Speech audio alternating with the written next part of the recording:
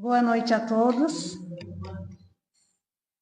Que a doce paz de Jesus envolva os nossos corações em muitas bênçãos de luz, acalmando, serenando os nossos corações, as nossas mentes, que possamos nos colocar receptivos às reflexões do Evangelho de Jesus em nosso dia a dia, de forma pensada, falada, expressada e, sobretudo, vivenciada.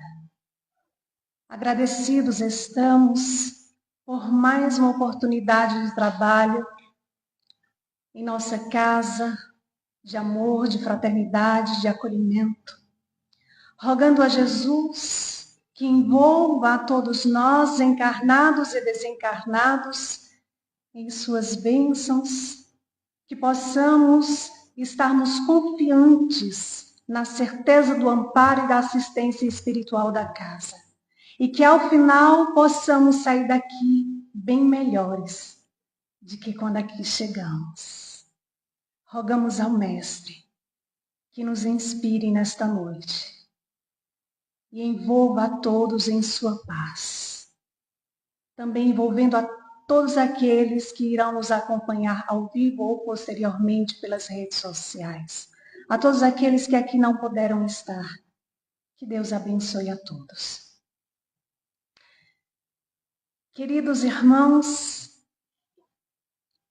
nós vamos refletir na noite de hoje sobre os falsos profetas da erraticidade. E é um tema que está em o Evangelho segundo o Espiritismo, no capítulo 21, item 10. Mas vamos iniciar relembrando que os profetas do antigo judaísmo eram os sensitivos, médiuns, pessoas dotadas de certa peculiaridade psíquica para registrar ali o seu diálogo com os espíritos, para registrar ali as informações trazidas pelos espíritos. E eram chamados de deuses, de divindades. A gente fica pensando, será que nos dias atuais, será que nos dias de hoje também nós não lidamos com muitos profetas? Porque Kardec, em O Livro dos Médiuns, item 159, ele deixa muito claro ao dizer que todos somos mais ou menos médiuns.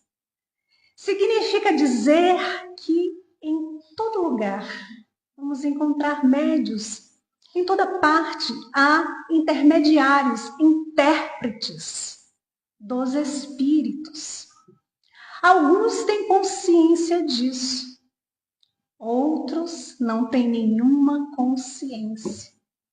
Mas os espíritos nos lembram que os seres espirituais atuam sobre a nossa vida de tal modo que costumeiramente são eles que nos dirigem os nossos passos. Pela intensidade das influências que nos causam. Então, significa dizer que conhecemos muitos profetas nesta atualidade. O que acontece é que muitos, quando se dão conta disto, ou eles se educam essa faculdade para servirem ao bem na casa espírita, que ele ensine a importância de se aprimorarem, a importância de corrigir erros interiores, a importância de se colocar no trabalho do bem. Ou então eles se deixam levar por atitudes egoístas e muitas vezes começam a cobrar aquilo que conseguem, aquilo que dizem realizar, transmitindo muitas vezes informações falsas. Pois bem, ao deixarmos o corpo físico, o que passamos a ser? Quando chega o nosso momento da gente voltar para o plano espiritual, o que passamos a ser? Seres espirituais, só que sem o corpo físico. Ou seja, nós continuamos sendo quem somos. Então, o que significa, o que fica sendo aqueles que enganou a muitos? O que fica sendo aqueles que foi egoísta? O que fica sendo aqueles que transmitiam informações falsas? O que fica sendo estes ao deixar o corpo físico? Falsos profetas da erraticidade. E o que nós podemos entender por erraticidade? De uma maneira mais simples. A erraticidade, nós podemos dizer que são intervalos entre as encarnações. É o estado do espírito desencarnado que ainda não alcançou a sua plenitude espiritual e que habita em diferentes planos, em diferentes regiões no mundo espiritual. Então, a erraticidade é o estado transitório de aprendizado também dos espíritos, onde se tem a oportunidade de se aprimorar, de se reconstruir moralmente, onde se tem a oportunidade de evoluir espiritualmente, porque nós evoluímos no mundo espiritual e no mundo físico. Nós precisamos aprender, nós precisamos da teoria e precisamos da prática, dos testes. Assim como na escola, assim como na universidade, né, que precisamos que para passarmos de ano, precisamos passar ali pelas provas, pelos testes. Assim somos nós, matriculados nessa grande escola, nesse planeta Terra, governado por Jesus. Então, nós nos preparamos no plano espiritual, nós passamos por cursos, nós aprendemos, mas precisamos da prática. E aqui voltamos para passar pelos testes. Então, como inclusive deixa muito claro em uma das obras da série André Luiz, Coleção A Vida no Mundo Espiritual, que o próprio título do livro já diz tudo. Evolução em dois mundos. Evoluímos no mundo espiritual e no mundo físico. Então, dentro desse contexto, os falsos profetas, eles podem ser entendidos como espíritos que, mesmo estando desencarnados, eles mantêm as suas características. Eles mantêm os seus comportamentos negativos, enganosos, onde buscam, muitas vezes, influenciar, enganar a outros espíritos, inclusive a nós, encarnados. Então, esses falsos profetas, eles podem ser motivados por interesses egoístas. Eles podem ser motivados pelo desejo de poder, de manipular, ou por questões que não foram resolvidas em existências passadas. E aí a gente vai até o Evangelho segundo o Espiritismo, ali no capítulo 21, item 10, porque o Espírito Erasto, ele também afirma que os falsos profetas não estão apenas entre nós encarnados, mas eles vivem e são ainda muito mais numerosos na erraticidade, onde eles se organizam em grupos para impedir o melhoramento da humanidade. Então, são espíritos contrários ao progresso espiritual, acomodados na sua imperfeição. no seu orgulho, no seu desejo de fazer o mal. Acontece, meus irmãos, que eles são auxiliados. Como é que eles são auxiliados? E por quem eles são auxiliados? Eles são auxiliados pelo orgulho. Eles são auxiliados pela vaidade, pelo egoísmo, pela inveja, pela maledicência. Eles são auxiliados por esses sentimentos doentios que muitas vezes carregamos e alimentamos em nós.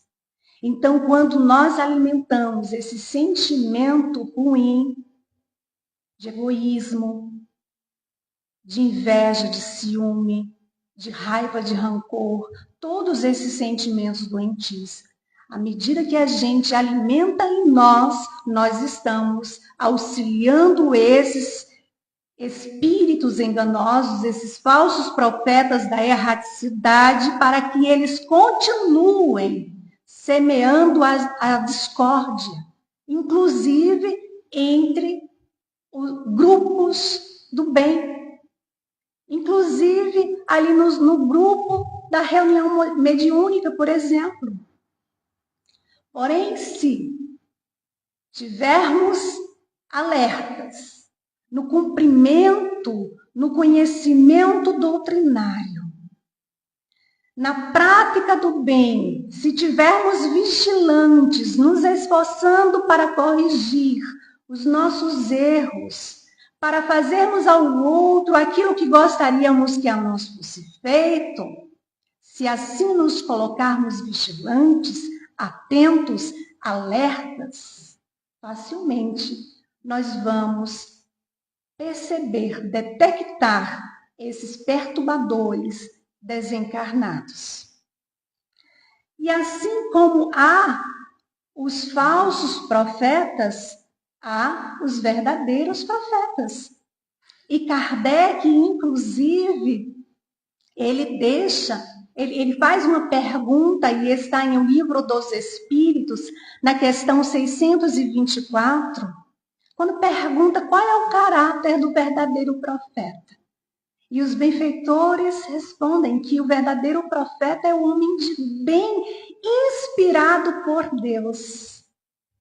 Eles também nos lembram que podemos identificá-los pelas suas palavras, pelas suas ações, e nos lembram que é impossível que Deus se sirva da boca de um mentiroso para ensinar a verdade.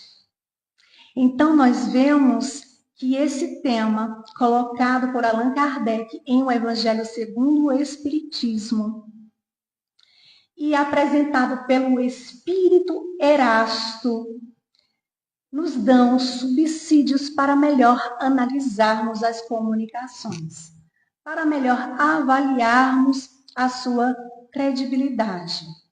E por isso o estudo é fundamental, inclusive para os participantes das reuniões mediúnicas, para que possam ficar mais atentos a esses espíritos enganosos. E o espírito Erasto, ele vai nos aconselhar dizendo que, em geral, desconfiai das comunicações que trazem um caráter de misticismo. E aí a gente vai fazer um link com a Revista Espírita de agosto de 1863, quando Allan Kardec ele vai orientar a um leitor que lhe apresenta um problema de misticismo com a sua filha, que era considerada uma boa médium, mas ela estava sendo vítima do engodo dos espíritos. E aí ele pergunta por que Deus permite que os bem-intencionados sejam vítimas daqueles que deveriam esclarecer. E aí Kardec vai tecer os seus comentários, vai esclarecer a esse irmão enfatizando as causas determinantes para o assédio desses espíritos, que inclusive se infiltram aí na reunião mediúnica, que trazem textos, enfocam temas conflitantes para ludibriar, para enganar, para inclusive levantar suspeitas entre os participantes, ou seja, para semear a discórdia ali. E aí Kardec, ele vai orientar aquele homem e também orienta os nossos corações ao dizer que é preciso nós termos mais paciência com esses espíritos para sermos mais vigilantes, para perseverarmos no trabalho do bem, para fazermos a nossa parte. E só assim poder nos preservar desses espíritos maus. E aí Kardec nos deixa claro que as mistificações só podem ser de espíritos levianos, enganosos, que abusam da credulidade e muitas vezes exploram ali o orgulho, a vaidade e outras paixões. Mas tais mistificações têm um objetivo. E muitos podem pensar, Silmara está doida. A mistificação tem algum objetivo, tem alguma coisa boa? Será que tem? Kardec deixa claro que tem um objetivo. E o objetivo é nos pôr à prova de nossa perseverança no trabalho, de nossa fé. Se a gente insiste, está ali no trabalho do bem. Então, é uma prova, é um teste. E aí a gente vai até o Livro dos Médiuns, ali na segunda parte, capítulo 27, item 303. Porque Kardec nos lembra dizendo assim: ser enganado é desagradável. Quem já foi enganado sabe que é muito desagradável ser enganado.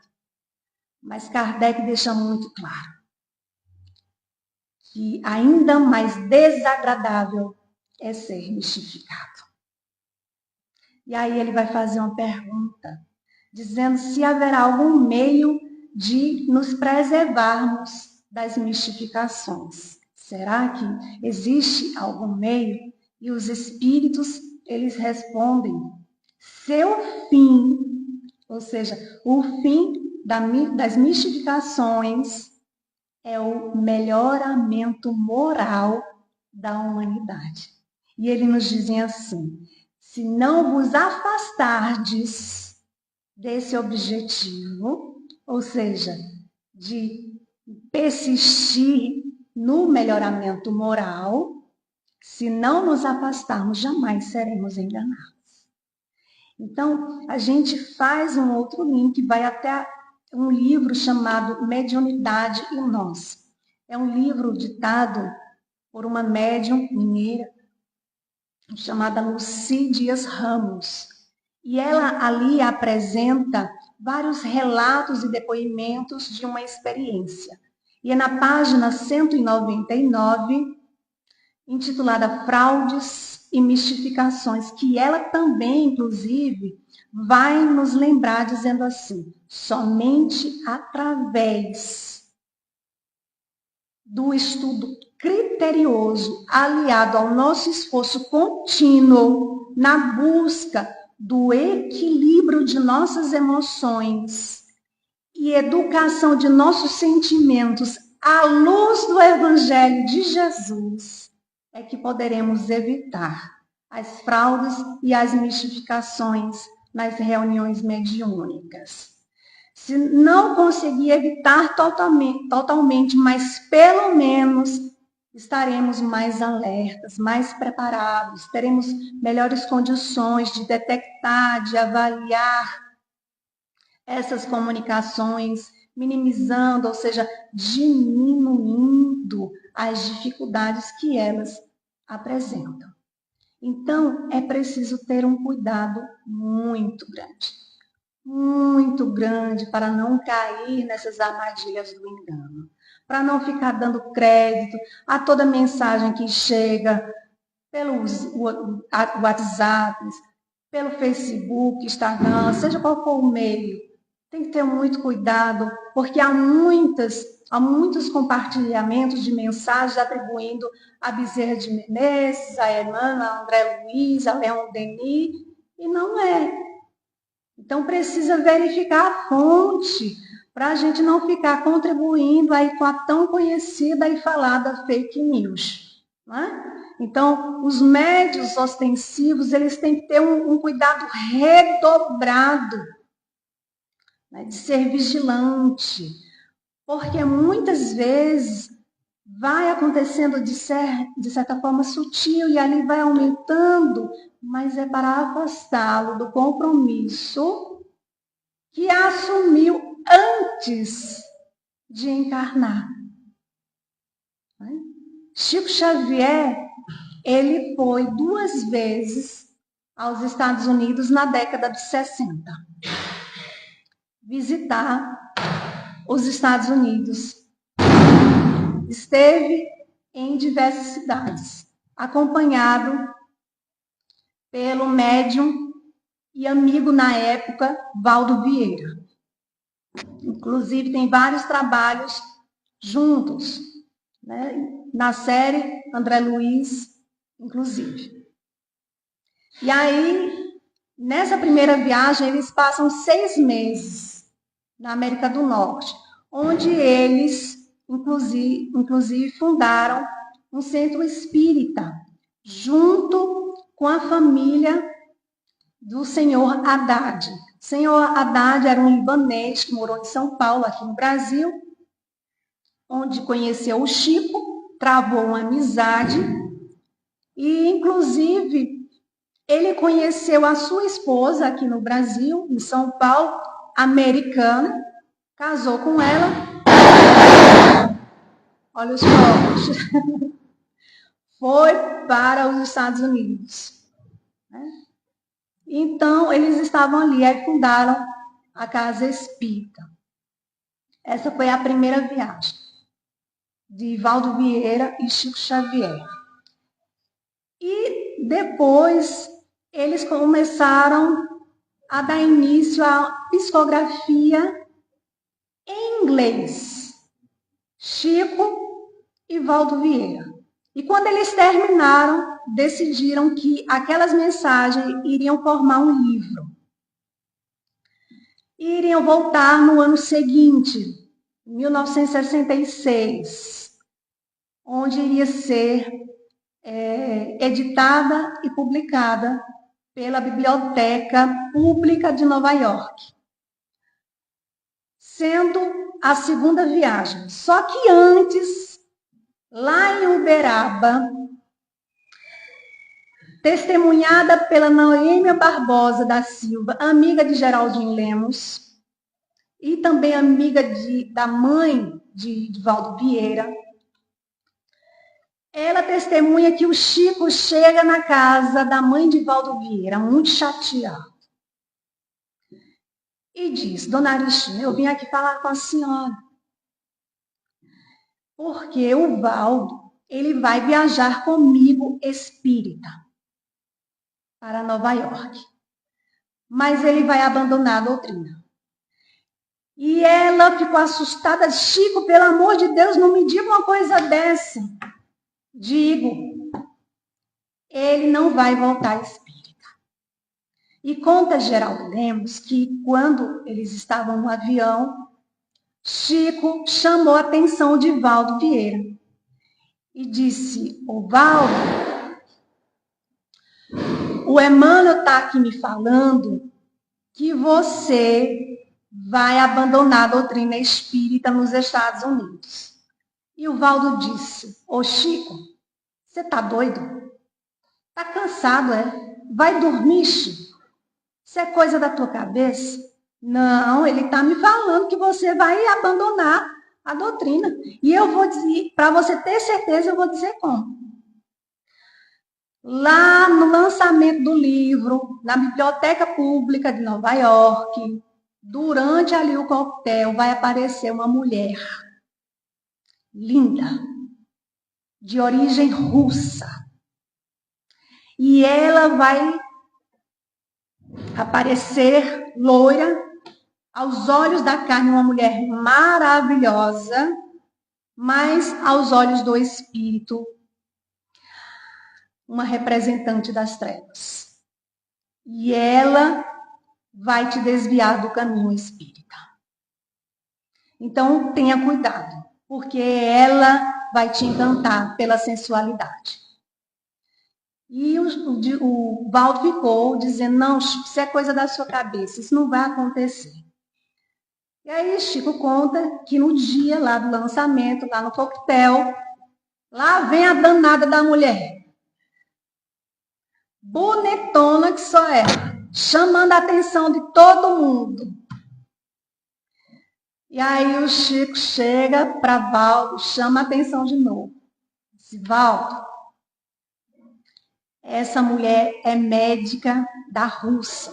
E ela vai te engabelar com uma história para você fazer uma especialização de cirurgia plástica lá no Japão. Você vai e não vai voltar espírita. E foi exatamente o que aconteceu. E o pobre do Chico ficou sozinho em Nova York. E antes de Valdo viajar, ele deixou pago 30 dias. Só que o Chico só tinha direito, coitado, a uma refeição.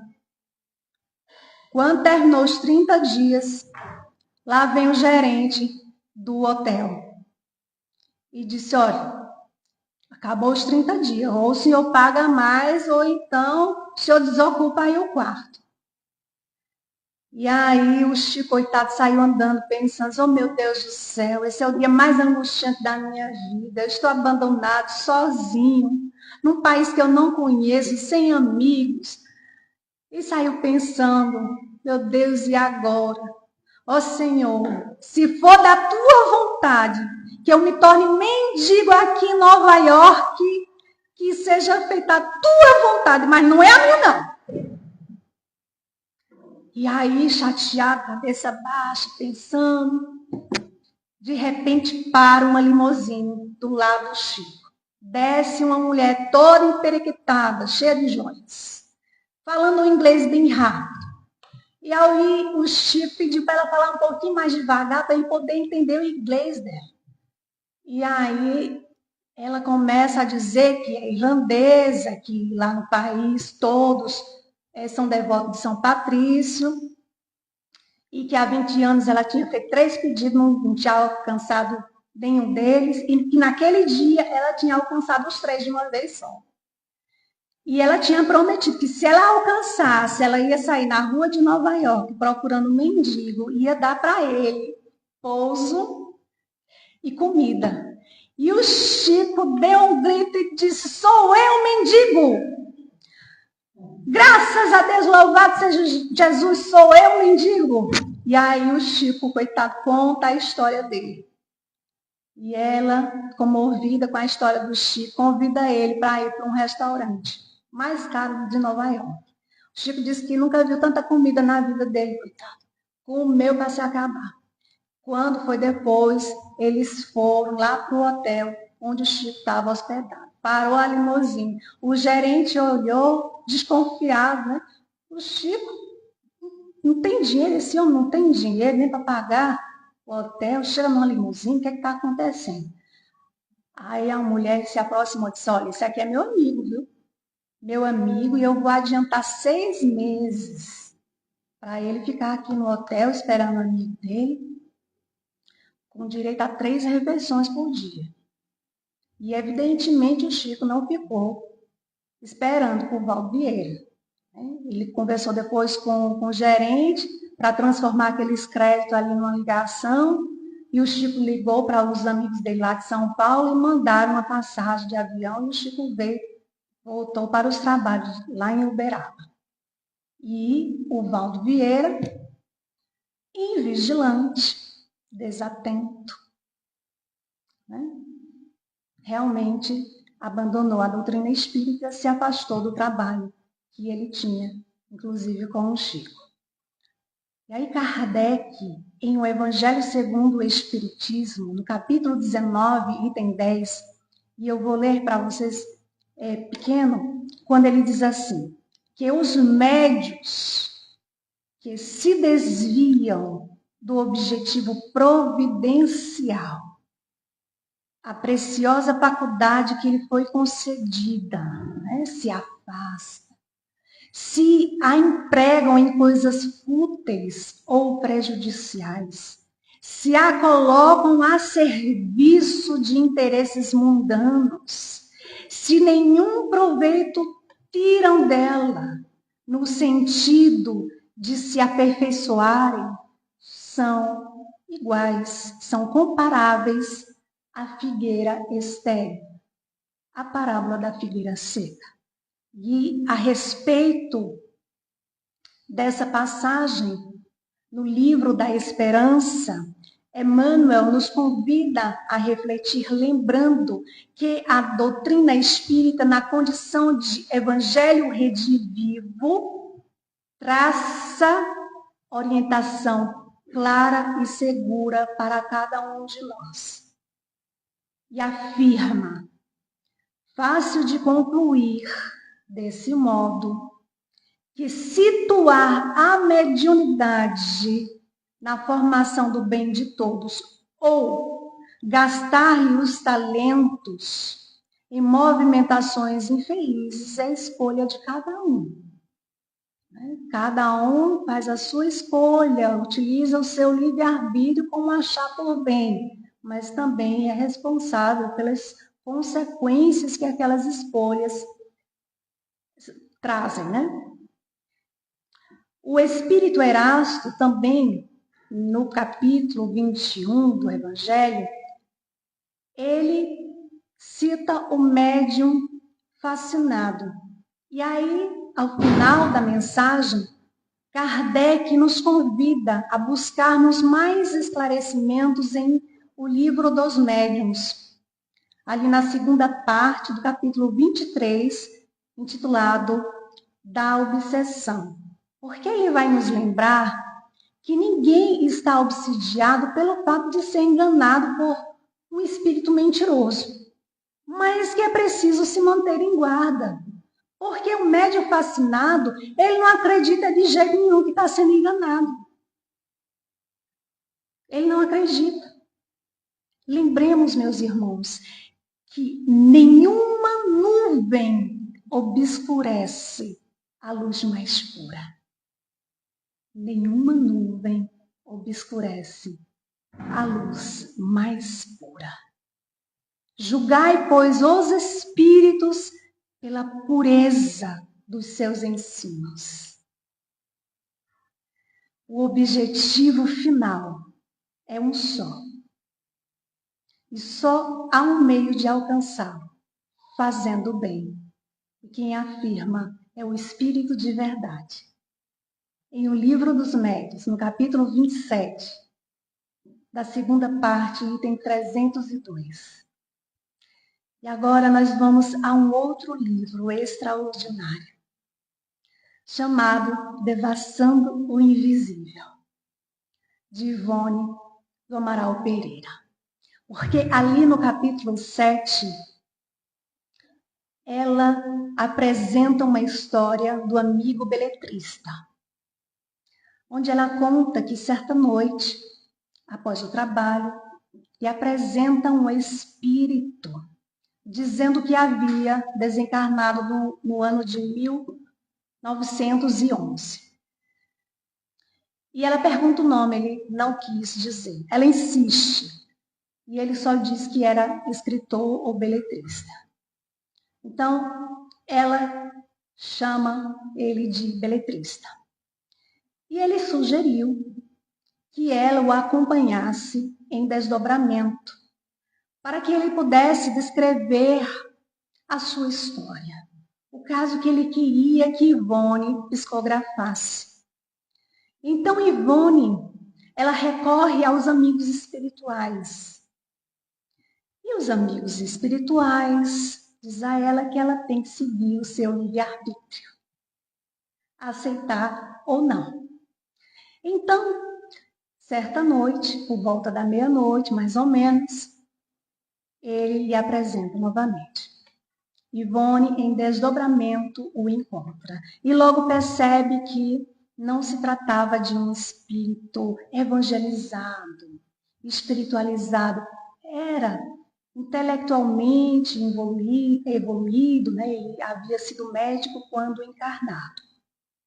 E aí os dois saem de braços dados, caminhando. E ela observou que ele era muito apaixonado pela sua profissão, pela medicina. Então viu ali nele uma oportunidade dele continuar trabalhando como médico, já que ela, através da mediunidade, já que ela era médium receitista. E em determinado momento eles param em frente a uma casa. Então, ele vai narrar a sua história. Ele narra a história de Maria Elisa, o grande amor de sua vida. Maria Elisa era casada. Foi abandonada pelo esposo 2 anos depois do casamento. E aí lhe apareceu um sedutor. E ela teve uma filha. Ele deixou ela. E nesse momento é quando ela conhece o beletrista. E ele se apaixona por ela. Só que o sedutor volta e tira dela a filha que ela tanto amava. Ela se desespera e comete o suicídio. Ele, desesperado, adoece. Naquele momento, ele queria que Ivone escrevesse a história dele. Ivone, então, vai se aconselhar com os amigos espirituais e chega à conclusão que ela não poderia escrever a história dele, porque apresentava adultério, apresentava suicídio, não tinha nenhuma lição ali moral, não se falava em Deus. Então a doutrina espírita não poderia patrocinar porque não tinha nenhuma lição edificante. Então ela sugere que ele procurasse outra pessoa para poder escrever a história dele. Ele fica muito contrariado, sai andando, ela percebe que ele até chora. Só que a partir dali ela começa a fazer preces por ele. Durante 4 anos, ela fica orando por esse espírito. Até que, numa tarde, final de tarde, ela trabalhava no jornal, sente o seu braço sendo arrebatado, toma de um lápis e começa a escrever rapidamente uma novela intitulada Deodato, que mais tarde é publicada no Jornal Espírita do Rio de Janeiro.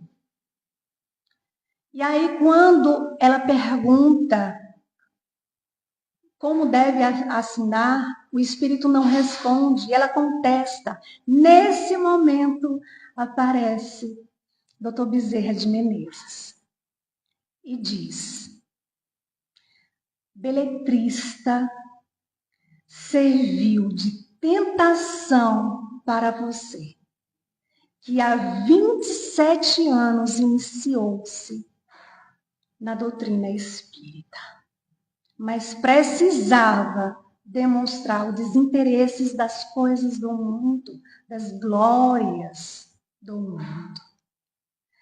Ele vem te acompanhando discretamente. Ele tem aprendido muito com você. Ele toma da tua mão e do teu lápis. Ele trabalha receitando. Ele escreve as crônicas. Ele escreve os artigos e as conferências. O beletrista é o meu pupilo espiritual e eu o reeduco para uma nova experiência carnal quando ele desejar. E ele diz: minha filha, confia sempre que o nosso papel é o de reeducar as almas frágeis da terra e do invisível. O nosso papel é de reeducar as almas frágeis da terra e do invisível. Ivone do Amaral Pereira, um grande exemplo de médium, um grande exemplo de conduta moral, de espírita, de entrega ao trabalho. Era chamada pelo Chico de a heroína silenciosa. O Espiritismo nos ensina que o estudo e a vigilância nos ajuda a não cairmos na tentação. Nos mostra mais a importância de termos uma conduta equilibrada, de buscarmos a verdade, de mantermos a fé, de colocarmos no nosso dia a dia a oração, de confiarmos nos benfeitores espirituais que nos ajudam, inclusive nos labores da mediunidade. Por isso, é imprescindível que no nosso dia a dia possamos nos dedicar mais às leituras edificantes, às reflexões, às meditações, ao Evangelho no lar, nos colocarmos no trabalho do bem, de fazermos ao outro aquilo que gostaríamos que a nós fosse feito, de tratarmos o outro como gostaríamos de ser tratados. Porque são recursos que nos ajudam a mantermos a calma, a passarmos pelas dificuldades sem queixumes, sem lamentações, a mantermos o bom ânimo. Jesus disse: no mundo tereis aflições, mas tende bom ânimo, eu venci o mundo. Como a nos dizer que nós podemos sim vencer o nosso mundo íntimo, vencer as nossas dificuldades, vencer os nossos medos, os nossos receios, através de atitudes renovadas, vencer as investidas desses espíritos enganosos, sermos mais fortes do que esses falsos profetas da erraticidade e do mundo físico. Então, esses recursos que nós colocamos no pensar, no falar, no agir, no sentir, no vivenciar, são instrumentos que nos ajudam a evitar as influências negativas, a evitar os falsos profetas, como já dissemos, da erraticidade, também do mundo físico. Lembremos que o Espírito Erasto, em O Livro dos Médiuns, no capítulo 20, ele vai nos orientar dizendo assim: melhor é rejeitar 10 verdades do que admitir uma única mentira. Amados, não deis créditos a qualquer espírito. Antes verificai se os espíritos são de Deus.